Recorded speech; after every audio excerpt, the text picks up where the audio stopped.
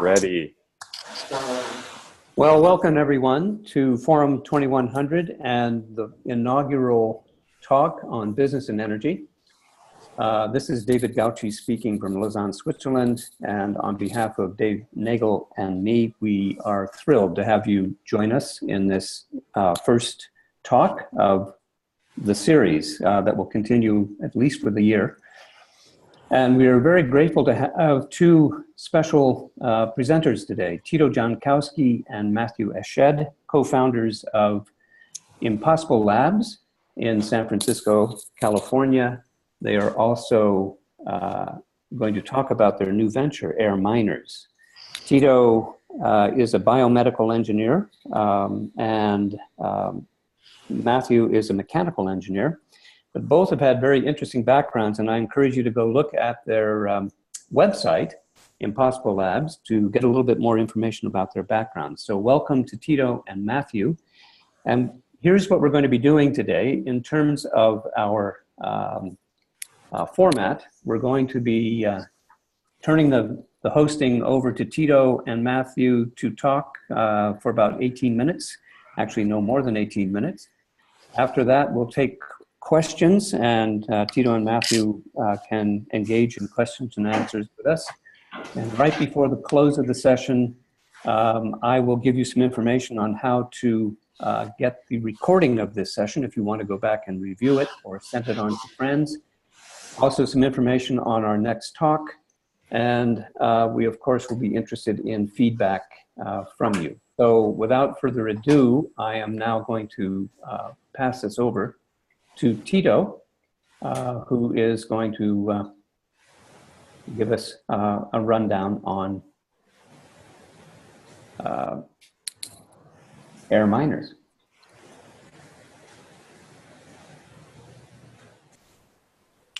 Air Miners.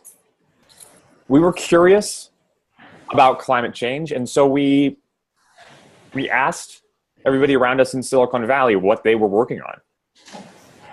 We talked to engineers, we talked to designers, we talked to entrepreneurs. We found people working on really incredible stuff and having a blast. We found a buffet of different options. There were people working on completely new ideas in food, air, energy, and water. And it was so much that we knew we had to find our place.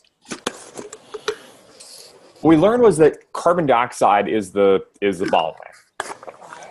It's very well known that that is the root cause of the changing climate. Is carbon dioxide levels are going up. Today they're around 407 parts per million of carbon dioxide, and they're continuing to rise every day and every year. What we also found out is that there's an incredible amount of work that's already been done. Global emissions over the past few years have stopped growing. And that's because of a lot of work in renewable energy. For example, the cost of solar has fallen so that solar is cheaper than ever and continues to be cheaper every day. Wind energy has gotten to be such an interesting business opportunity that Warren Buffett himself has invested in a $4 billion wind farm. And so we see that there's all these opportunities in energy and business and returning to zero emissions. So taking carbon dioxide out of emissions and out of manufacturing and out of production. What we learned is there's an opportunity to go beyond zero emissions. It's called negative emissions. It's called for by V. Ramanathan, senior scientist at Scripps Institute of Oceanography, also involved in the original discovery of the ozone hole, the hole in the ozone layer. And what he's talking about, alongside with an article in the New Yorker recently and an article in Wired in December, is let's remove carbon dioxide from the atmosphere. How do we go beyond the smokestack, beyond removing what we're putting out, and go back to that 407 parts per million and start to lower that back to 406, back to 400, back to 350, back to 300. So wanted to share what we found. We found that this is a incredibly active industry. We found over 60 companies doing incredible stuff in capturing carbon dioxide from the atmosphere, and they're turning it into products. They're turning it into plastics and concrete and fuels, or they're storing it. And that's very interesting because that's why we started Impossible Labs. We said climate change is a business opportunity. And we went out with that perspective and that view. And this is what we found. And so we created air miners as a way to share that with the world and to share that with the people who are working in capturing carbon and storing it and productizing it, so that they can see what else is going on, so they can find opportunities and they can connect with investors or corporations who want to buy their devices. So I'd like to show you air miners and walk you through some of these really cool companies that we found.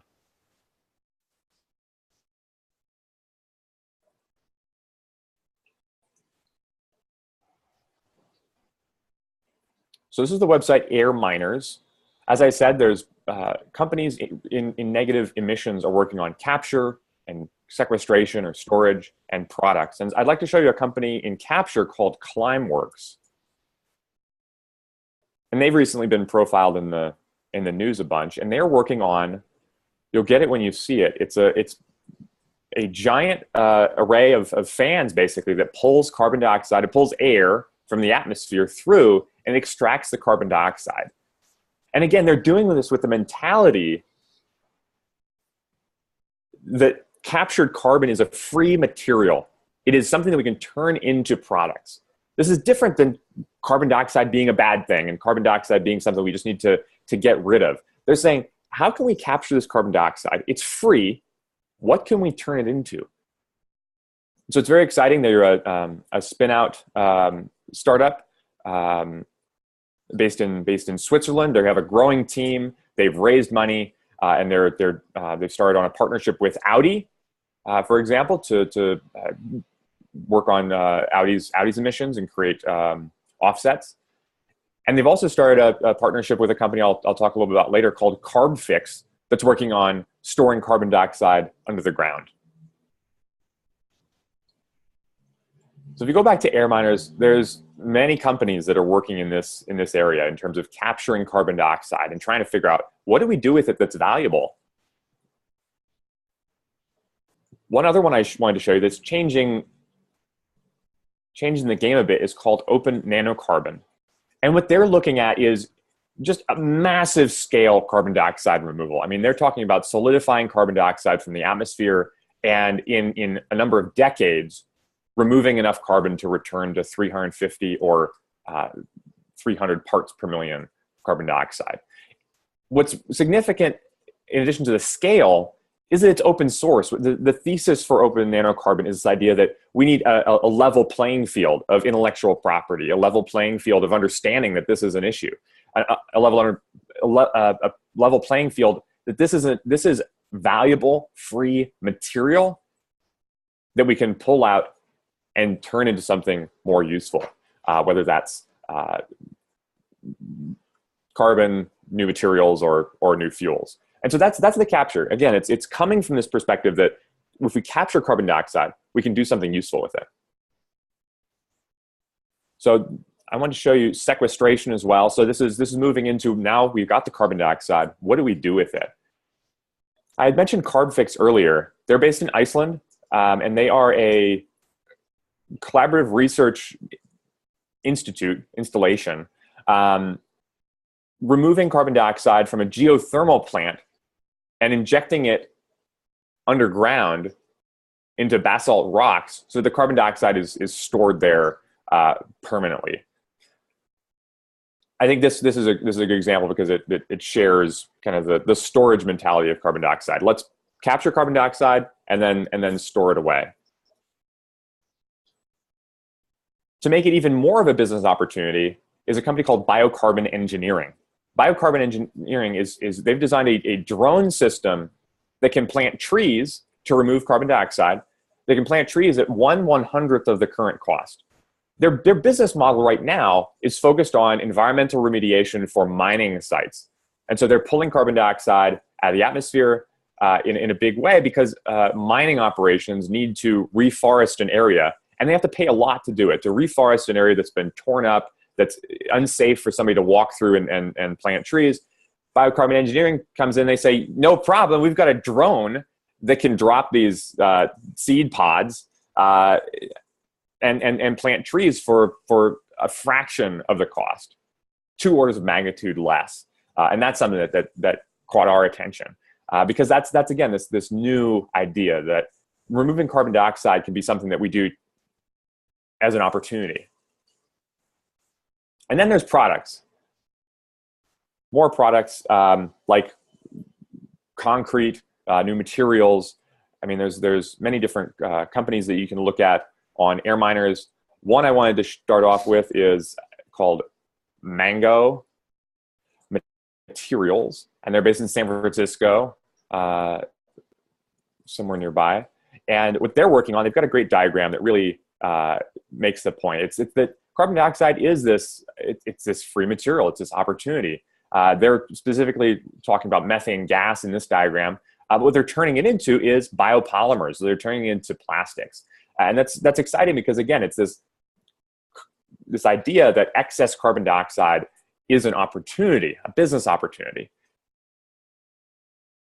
One more example is called Carbon Cure.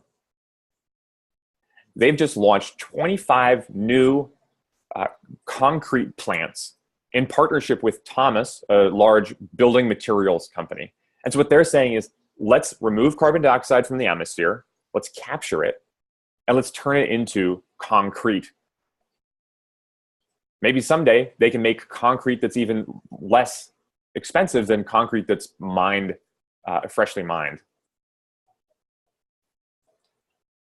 And one that changes the game a bit more is called Nori. This is a company that just launched last month, a few weeks ago.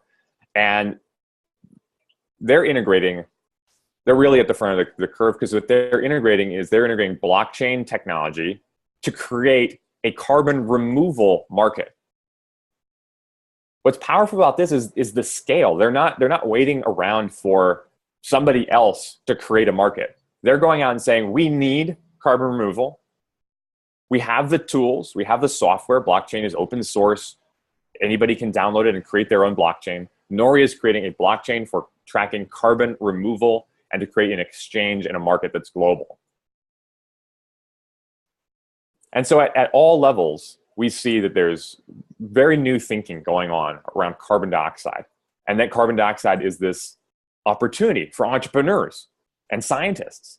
And so on Air Miners, we've profiled those companies that are springing up as startups and projects that are happening at universities around the world. You can check out the website. It's airminers.org, and it has profiles of about 60 companies today. We're adding more as they get added every week. If you click on Add Profile, then you can scout companies for us. If there's ones that you want to share that you've seen, you can join the site and add a company.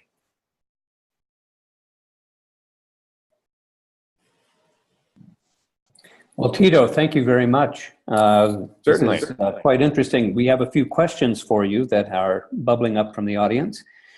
The first one, considering that the theme of this whole series is innovation in business and energy, we're quite interested in trying to, as you were articulating at the very beginning, trying to see what role business can play in making a difference with respect to issues relating to energy generally, and certainly the climate issues as you address them.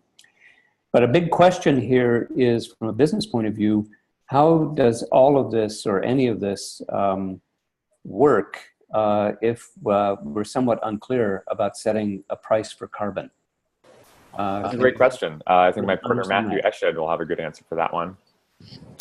Hello. Yeah, that's a great question. I think, and certainly one that comes up very often.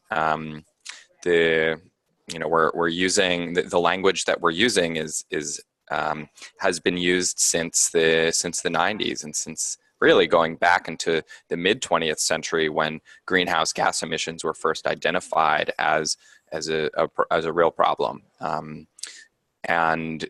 So how can we do any of this without a set price on carbon dioxide? So the way I see it is within that there's an assumption that there needs to be a top-down determination of how much a ton of carbon dioxide is worth. And certainly that's a conversation that's happening, and there is some development that's happening in that space. There's an alternative to it, which is the one that we utilize, that we think about, which is that there is already a market for carbon dioxide and a price for carbon dioxide, and it's set by the market. You can think about carbonation for beverages.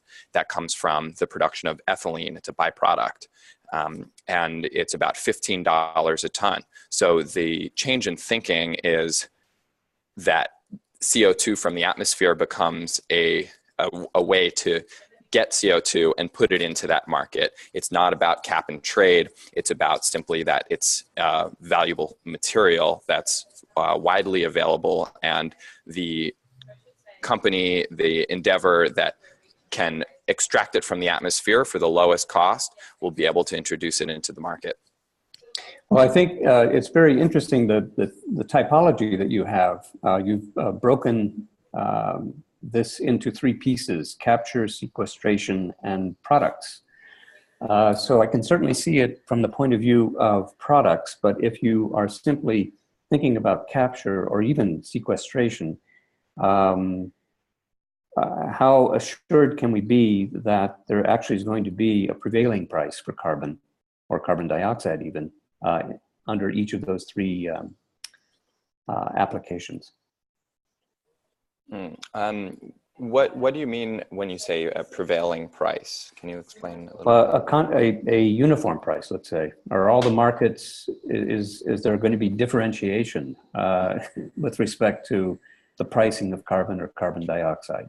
Certainly. I think as with the current market for CO2, there's food grade carbon dioxide, there's carbon dioxide that's used in the production of chemicals, there's carbon, and then there is that difference based on the need of the end user, or of the customer rather. So in terms of the product and all of the many products that can be produced with carbon dioxide as a raw material, we're looking at clothing, food and feedstock, fuels. Each one of those will have its own required mix or its own chemical identity that it needs, and then it's up to the capture companies and the whole value chain that exists in between the capture and the end use that will determine what the price is. Well, you gave a very good example, I think, and I'm trying to remember which one it was. I think it's biocarbon engineering, which was sequestration for mining, the planting of trees, and doing it very efficiently and economically. And so I guess a question would be, from a business point of view, as to whether or not, in order to make a business model viable in this whole area of carbon capture, carbon sequestration, carbon productizing, you really have to be quite conscious of the context in which you're actually sort of making the application. You're totally right. Whether it's within sequestration, whether it's a carb fix project where you have the Reykjavik Energy collaborating with Columbia University, collaborating with Climeworks, the technology provider, in order to apply the research at Columbia, where they found that it takes 2 years for carbon dioxide to turn into a solid carbonate. That's its own model, and each one of those stakeholders has they have their own reason for being there. Biocarbon engineering is another example. Then when we get into products, there's new business models that will be created. And last semester, I worked with a team at the University of Maryland to go from of undergraduates. Whoa, hold on a second. Sorry. Okay.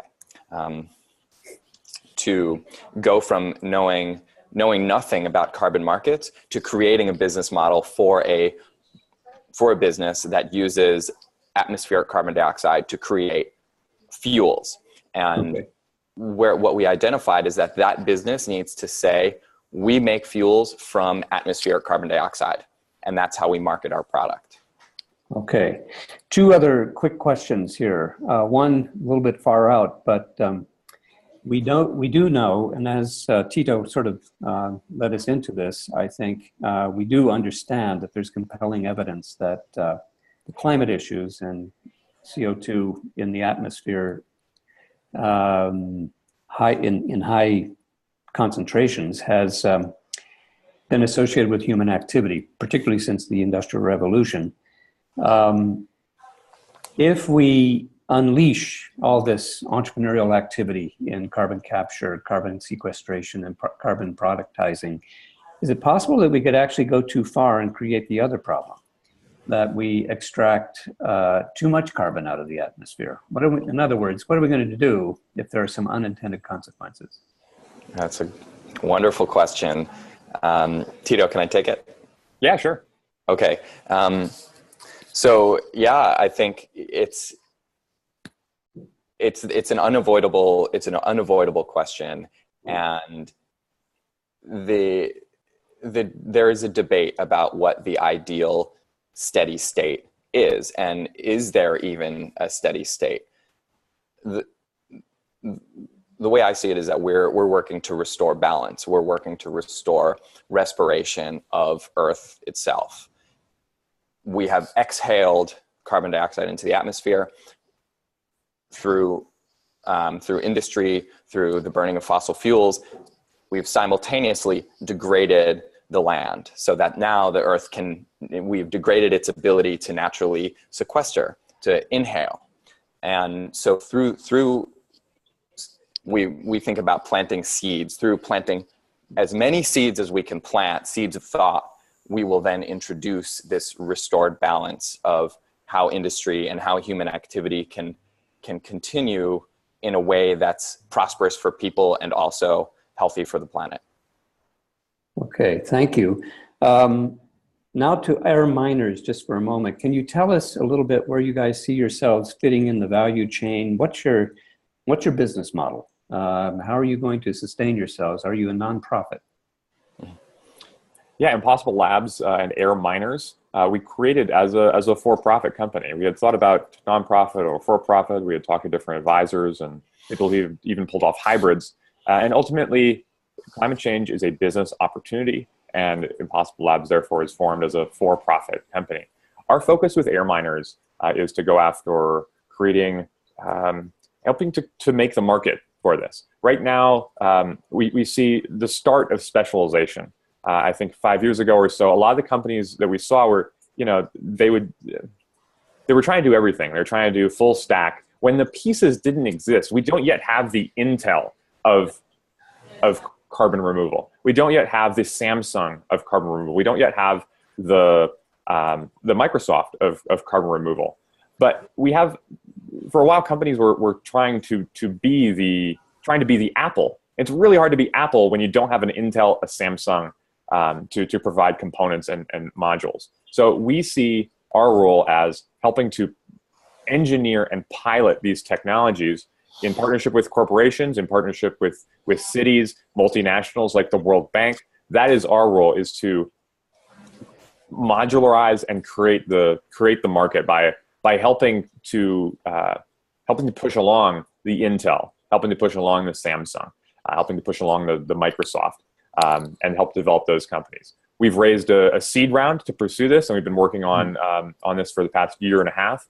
We're specifically interested in connecting to other Fortune 500 companies that are interested in carbon removal. And really, if there's somebody in the audience who has experience in the R&D arm, and we'd love to get their perspective and advice on how we can make this work. It's never been done before. A lot of people say it's impossible, and we are Impossible Labs. Okay, well, Tito and And Matthew, thank you very much. You've been speaking to an audience at this meeting that spans quite a bit of geography from, let's see, Sao Paulo, Brazil, all the way up to Alaska, and then following over to through the United States, all across the United States, up and down the West Coast, across the Midlands, the central part of the US, Washington, D.C., the Northeast, and then in Europe, you have people from Berlin, Switzerland. You've got people watching you from Rabat, Morocco, and from Cairo, Egypt, Ankara, Turkey. It's been quite a group. So I'm glad that we've been able to feature you today, and you've been able to tell us your story. And I hope your phone starts ringing off the hook, if people actually answer phones these days. But we'll pass the information around, and we will be meeting again. I just want to forewarn everyone that I think Tito and Matthew have set a good sort of example of how we want to proceed. Our next meeting is going to be 21st of March, 2018, and same time. It'll be 11:30, and it will not be Eastern Standard Time. It'll actually be Eastern Daylight Time. The speaker will be François Vuille, who is the Executive Director of the Energy Center at EPFL, and his topic is going to be looking at a venture that he is the non-executive chairman of that will be launching this year. Commercially, called Soft Car, and it is a new concept for electric vehicles.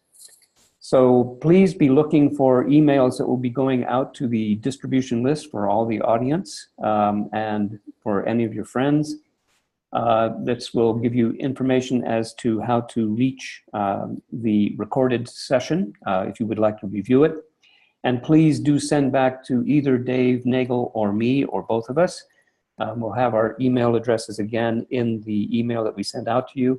If you have any feedback, suggestions, or ideas for future speakers. But thanks very much for attending. We're grateful for your attendance and look forward to seeing you or having you on the next time. All the best. Thank you.